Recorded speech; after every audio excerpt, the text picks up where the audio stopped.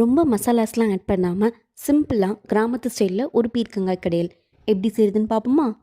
First பீர்க்கங்காயை இந்த மாதிரி தோலெல்லாம் சீச்சிட்டு சின்ன சின்ன பீசஸாக நறுக்கி வச்சுக்கலாம்.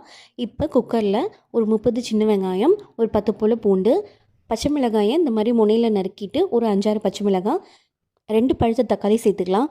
இதுக்கு புளியும் காரமும் கொஞ்சம் தூக்கலாக இருந்தால் தான் நல்லா டேஸ்ட்டாக இருக்கும். அதனால் மிளகாவும் தக்காளியும் கொஞ்சம் அதிகமாகவே சேர்த்துக்கோங்க. இப்போ உப்பு, மஞ்சள் தூள், சீரகம், பெருங்காயம் சேர்த்து காய் முழுகிற அளவு தண்ணி ஊற்றி ஒரு கைப்பிடி மல்லியில் சேர்த்து 3லேருந்து 4 விசில் விட்டு எடுத்துக்கலாம்.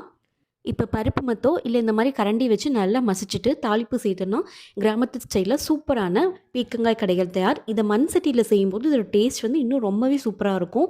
சாதத்துக்கு, சப்பாத்திக்கு எல்லாத்துக்குமே நல்லாயிருக்கும். கண்டிப்பாக ட்ரை பண்ணி பாருங்கள்.